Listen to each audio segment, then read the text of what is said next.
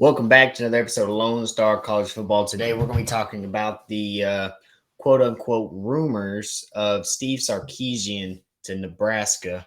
Now, I've seen one thing about it, and it was basically saying that it was actually rumored that he might go to Nebraska while he was still the offensive coordinator for Alabama.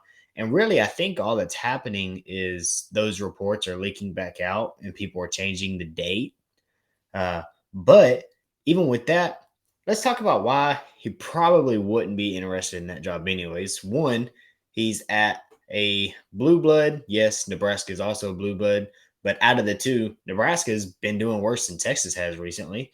So why would he want to go from Texas to Nebraska? Two, the recruiting in the state of Texas is much easier to snag talent that you can actually rebuild a program.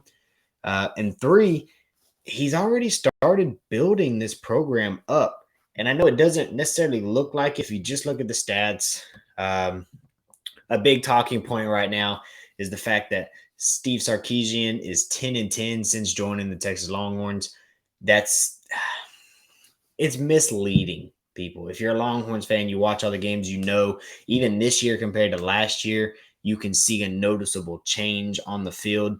Yes, we're still doing some things that we seem to have done last year. To be honest, we were doing it under Coach Herman and not being able to really play well with leads late in the ball game.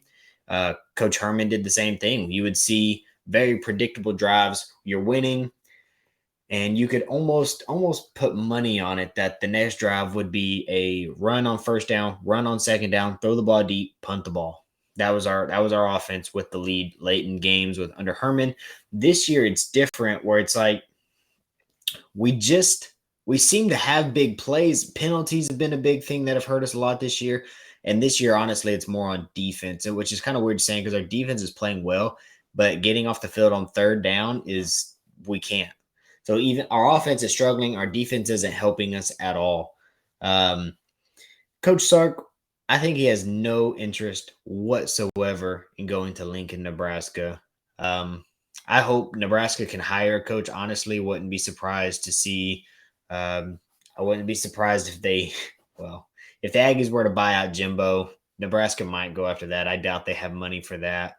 Um, but I think there's some good coach options. I think Logan will hate this, but Dave Aranda is probably a pretty good prospect for that coaching job. Luke Fickle is a pretty good prospect for that job over at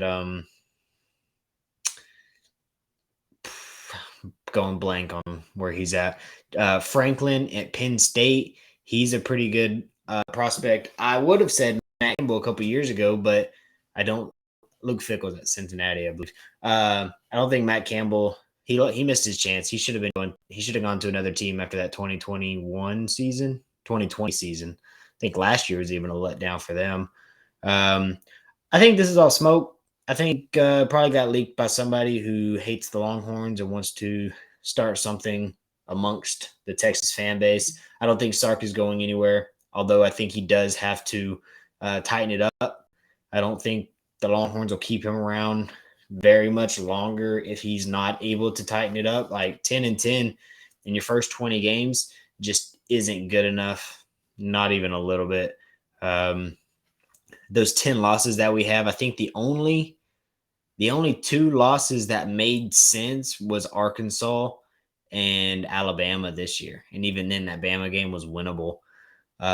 Last year, losing to Oklahoma made sense, except for the fact that we were winning by a lot. Baylor, we were winning in the second half.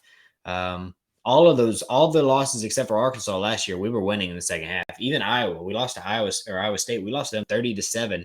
But at halftime, we were winning 7-0 or 7-3. So being able to finish games is been a problem. And Coach Sark, it's kind of a question of what should we do? Should we? There's no way he'd stay as our offensive coordinator if we bumped him down to OC and hired another head coach.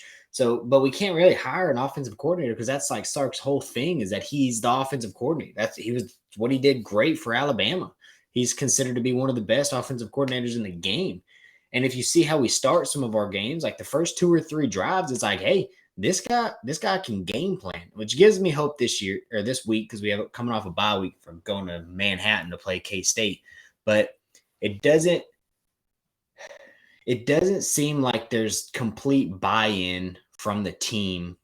And I feel like there is buy-in from the team and the coaching staff, but I think every second half we go in with a lead and there's already this negative feeling over them where they're like, all right, how can we not blow this like we've done over and over and over? I mean, we're like 1-8 in the last 2 seasons on the road. That's why I don't have much hope against K-State. Like, we're coming off a bye week, that helps, but it's on the road. We beat TCU in our first true road game with Sark. Haven't won a game since out on the road. I just think these players come out in the second half with this negative feeling. Like I was saying, that they're just like, all right, we blew it last week. We blew it 3 weeks ago. We blew it every time except for once last year. Are we going to blow it this time? And so they're not able to play freely. They're not able to just go out there and play ball. If you play ball the way you played in the first half, we'd win. Because going into halftime in just about every game, we're winning. So how Coach Sark fixes that, I'm not entirely sure. That's why they don't pay me the big bucks to figure it out. But he's got to figure it out because he's making too much money, and I don't want to go through another coaching change. I like Coach Sark. I like the staff that he's brought together. I like the culture that they're building. It's not perfect yet. I like Bo Davis yelling at players after we lose to Iowa State last year. I like that. Like, give me more of that. A lot of people forget we're still a young team. We brought in 36, I think, freshmen and transfer players this year on an 85-man roster. I mean, that's not quite half, but it's pretty freaking close to half the roster being true freshmen or transfer players who weren't here last year. So there's still a lot of things that can be blamed on being a young team. I hate using that word. I don't want to use, like, I don't want an excuse, but at the same time, it's a valid excuse. Quinn Ewers is a redshirt freshman who didn't touch the field, but to hand the ball off a couple times last year in Ohio State. And last year is supposed to be a senior year of high school. Like, he's young.